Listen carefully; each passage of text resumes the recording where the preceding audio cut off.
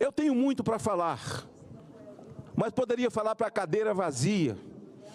Vossa Excelência não é o presidente dessa casa, mas o que eu tenho para falar é para o presidente Pacheco. Mas eu quero falar olhando para ele, como eu tenho feito aqui, sem qualquer tipo de covardia, sem conversa de gabinete. Há uma indignação de uma nação que se sente órfã dessa casa. Dos três poderes, diz a Constituição, que são harmônicos entre si, embora não haja harmonia, porque não tem três poderes, só existe uma ditadura instalada nesse país, e em que um homem só é o CEO de alguns outros que se juntaram, e ele representa o ministro Alexandre de Moraes. Eu quero perguntar amanhã para o senador Pacheco, depois da tal reunião em que eles saíram pousados, que a Folha de São Paulo postou, o Estadão postou, as redes sociais postaram, aquela reunião em que a imprensa entrou para fotografar com essas máquinas assim, que pega todo mundo, né? Aquelas lentes maravilhosas, e lá estava o presidente dessa casa. Ele participou, ele é presidente de um poder, foi convidado, até aí nada demais. Até aí nada demais. Em seguida ele dá uma entrevista e diz que é preciso ter muito cuidado, né? As questões constitucionais e tal, porque ele é um advogado preparado e tal, mas o discurso dele meio conversa de bebo para delegado. Ele tem uma obrigação conosco. Ele é presidente dessa casa. Ele tinha que chamar essa casa para dizer, olha gente, eu estive lá representando o Senado e foi tratado esse assunto. Eu exijo, como senador, o respeito do presidente dessa casa, porque ele não fala no meu nome. O que ele falou naquela reunião? Certamente falou no meu nome. No nome de Vossa Excelência, no nome de Isalci, no nome de Damares, no nome de tantos outros que nem sabemos o que ele falou. Qual foi a posição dele? O que ele acordou naquilo lá?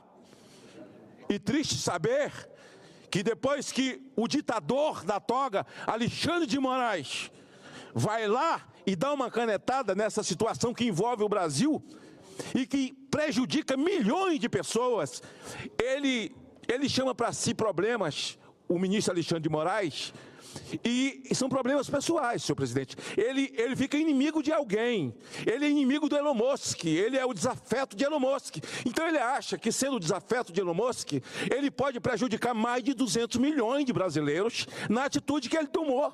E não foi calculada, afetaria a indústria, o comércio, as pessoas que usam o X, o antigo Twitter, o prejuízo, a nocividade disso, porque ele manda no Brasil e daqui a pouco vai mandar no mundo. Mas a mídia deu, os recortes deram, está tudo por aí. Que estavam na reunião com ele, e eu lamento, Michel Temer, que é uma pessoa que eu sempre tive muito respeito, continuo respeitando, fui deputado federal, quando ele era presidente daquela casa, e eu presidi a CPI do narcotráfico com apoio dele. Michel é uma pessoa que sempre tive muito respeito, e vou continuar respeitando. Mas estavam na reunião ele, o Pacheco, presidente dessa casa, e o Alckmin. Em seguida, o ditador baniu o X no Brasil. Ora, se ele não quer respeitar a mim, que sou oposição, que pelo menos respeite quem votou nele. Mas ele é presidente dessa casa. Ele não é presidente só de quem votou nele. Mas eu quero amanhã ouvir, eu quero perguntar, eu quero que ele responda com relação a impeachment, que o rito é outro. Nós estaremos sim, 7 de setembro, na Paulista. Nós estaremos sim. O povo brasileiro, sim. Alguém diz, mas Pacheco é rede... Senhor presidente, só queria que pedisse um pouquinho de silêncio, que eu tô sem retorno, não estou conseguindo me ouvir. Pedir só, por favor, o plenário. Nós estamos ouvindo o senador Magno Malta, agradeço aí o silêncio. Senhor presidente, O povo, Ulisses dizia, só o povo pode ajudar o povo. Quando na promulgação da Constituição de 88, que ele chamou de Constituição Cidadã, ele disse: o povo pode ajudar o povo. Essa frase que eu não me canso de falar. Certamente nós estaremos lá. Mas não adianta cobrar do Pacheco, que Pacheco não está nem aí para a rede social. Pacheco se faz de morto. Não, ninguém é tão insensível assim, presidente Pacheco. Eu sei que sua assessoria vai lhe passar o meu discurso. Vou me dirigir a você, mesmo você não estando aqui. Os seus filhos vão crescer nesse país. Essa ditadura que vocês acham que é para atingir a nós que não comungamos com esse espectro político comunista que se instalou no país. Eu quero fazer uma ressalva, senhor presidente. Antes mesmo, desde 2016, se instalou uma perseguição da velha e grande mídia que agora estão pagando preço. Eu sou até solidário à Folha de São Paulo, nesse momento que eles estão sendo perseguidos por colocar ali 6,1 gigabytes de conversa dos assessores de Alexandre de Moraes, extremamente grave. Imagine se fosse alguém ligado a alguém de nós, mas que há uma perseguição pessoal do ministro Alexandre de Moraes ao ex-presidente da República, Jair Bolsonaro. Imagine se isso fosse com alguém ligado a nós. Que inferno isso já não teria se tornado. Senhor presidente, eu vou me furtar de falar a verdade? Eu não posso. O povo do Espírito Santo me mandou aqui, e nesse momento o povo do Espírito Santo exige de mim e de todos os outros que nós falemos a verdade. Jamais, senadora Damares, eu vou desacatar o ministro Alexandre de Moraes. Jamais vou desacatar Gilmar Mendes. Jamais vou desacatar o Barroso. Mas eu tenho aqui nesse telefone a Sabatina de Moraes.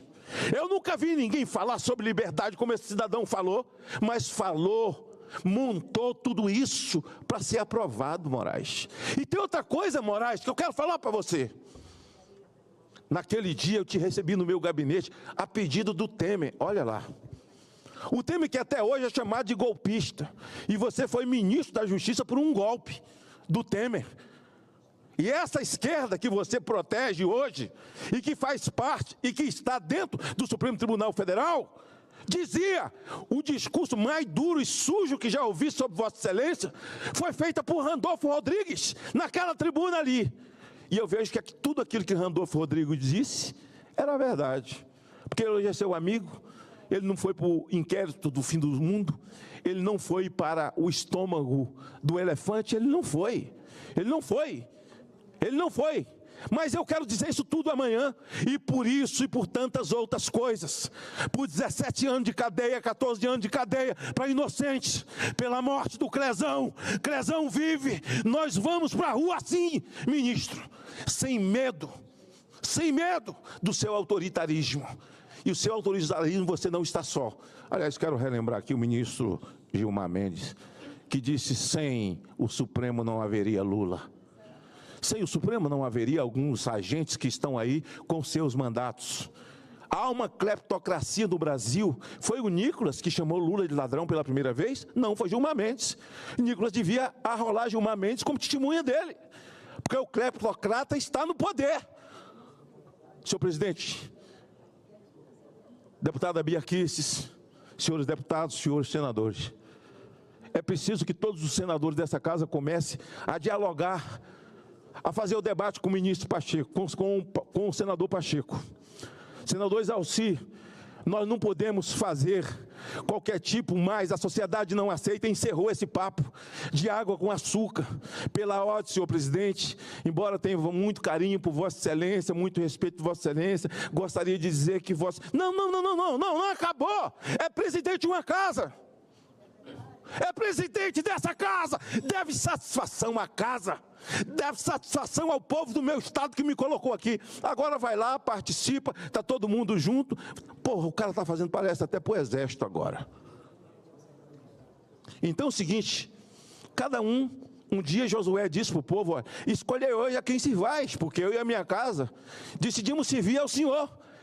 E quando alguém estava tão revoltado, tão entristecido, que vamos fazer com Jesus caminhando para o Calvário, ele disse: olha, não choreis por mim, chorai antes mesmo por vós e por vossos filhos.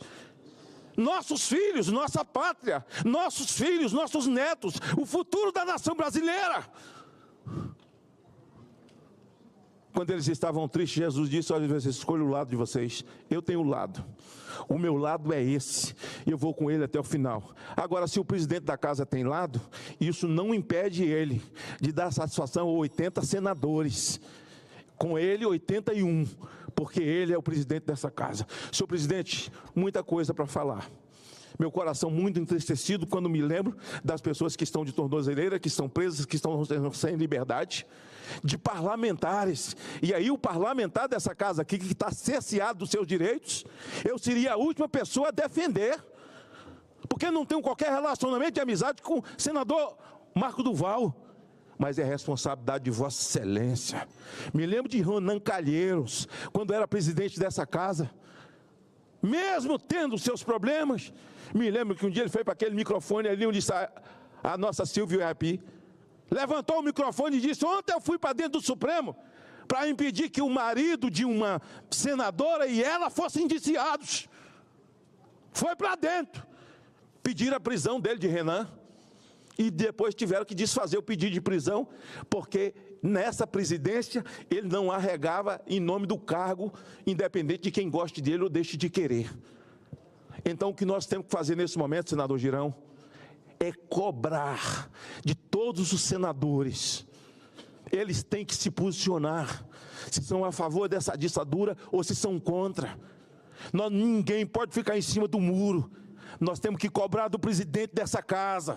E eu vou fazer isso de forma intensa, não vou fazer de forma covarde, em corredor, não vou fazer olhando para ele. Também não vou fazer dentro de gabinete para fazer acordo com nada. Vou fazer olhando para ele, senhor presidente. Vou fazer olhando para ele. Senhor presidente, obrigado por ter me cedido a palavra nessa sessão tão importante. Desculpe ter ultrapassado o tempo. Aliás, eu sou viciado em ultrapassar tempo, para mim não tem problema nenhum. Mas é que dói muito dentro de mim, e se me deixar, eu vou falar a noite toda, porque eu estou disposto a qualquer coisa. Nesse momento o país chegou num momento que ou nós nos revistamos desse sentimento nativista, desse sentimento pátrio, a esse chão onde nós nascemos, para poder defendê-lo, ou então é melhor tirar o broche, como diz o senador, jogar em cima da mesa e ir embora, porque sentados aqui para receber salário, nós não valemos de nada.